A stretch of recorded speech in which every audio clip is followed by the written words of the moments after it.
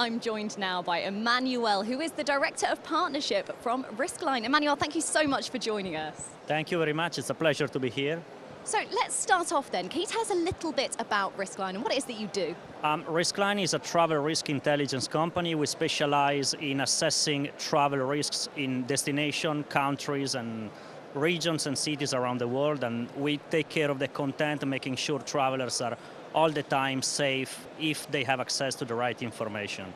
Oh wow, super interesting with so much, I guess, that you need to think about. So why is it then important that you're here at the Business Travel Show? For us, it's a very important chance to show to the industry, to the corporate travel industry, that the type of information we make available to travelers is integrated into solutions that corporate travel managers provide and airlines and other providers in the industry. When a traveler is traveling, the traveler needs to be informed about travel risks to the destination. Fantastic. Now, there's been an obvious risk over the last few years, but moving out of that now, what are some of the next big risks that we need to be looking out for as travelers?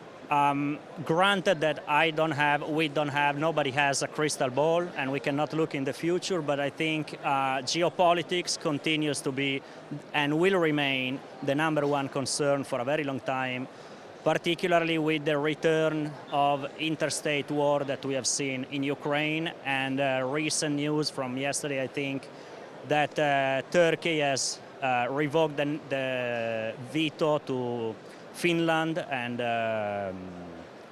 the other country entering the Atlantic Organization, and so this will represent a big threat and a big challenge for Russia, and there will be probably a response in the coming weeks or coming months. The other main risk, which is related somehow, is more of a cyber risk or cyber security type of risk. It's basically the fact that as the war in Ukraine is showing, there is no longer need, or maybe it's not that guaranteed that a country will need to have hundreds, if not thousands, of tanks and heavy artillery. It's probably the decline of heavy hardware and heavy artillery conflict that we are witnessing, and so it is possible that in the future we will see more cyber type of attacks from one country to the other. And so whether this is an attack on a state infrastructure, on a financial system or something similar, not replacing old and traditional military warfare, but like accompanying it, it is something that will take place, I think. Another major risk, it continues to be, I say this every year, is related to extreme weather events.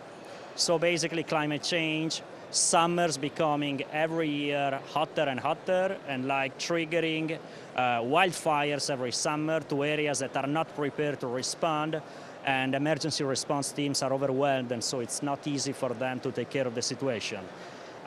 This is also putting under extreme stress population in poorer countries, and if we consider this is added to the food security crisis that has been triggered by the war in Ukraine, we can probably predict that there will be social discontent in those countries that are suffering not just from water scarcity, but also from import of food from Ukraine, for example, or other countries. And so social unrest in countries that are more heavily dependent on importing of food supplies is definitely something that is on the horizon.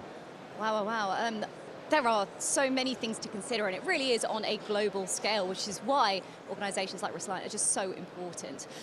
There will be a lot of people who are traveling for the very first time in a long time. What would you say are some of the key risks and things that they should be looking out for? Well, it's the preparation. The preparation is the key. Travelers themselves need to be prepared. It is obviously a duty of the organization, of the travel manager, or the company, or the employer, to look at this and be responsible for this, but this does not mean much unless the traveler himself takes into his own hands directly preparing himself for the trip that is about to happen. It is with this in mind that at Riskline we have decided to develop a new product called Travel Prep, which is a subscription plan where corporate travel managers will be sending Riskline travel information, basically an itinerary, a PNR or a booking information, and Riskline will send directly to the traveler what we call a PTA, a pre-travel advisory, that includes everything that a traveler needs to know before going for his trip to Mexico, for example, or to Brazil. And then a mini subscription to alerts.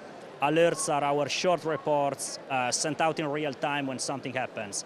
And so the traveler will have this safety net if the homework is done well and the research is done accurately, of relying on up-to-date, comprehensive pre-travel advisory from 2 weeks before departure, and then alerts during the trip itself. Wow, and again, just so innovative and things that we do really need to consider. Now, we spoke a lot about looking forward and what's next. We have just come out of a pandemic.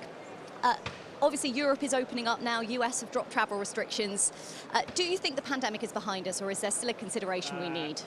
I don't think it's over, and I don't think we are out of the pandemic yet.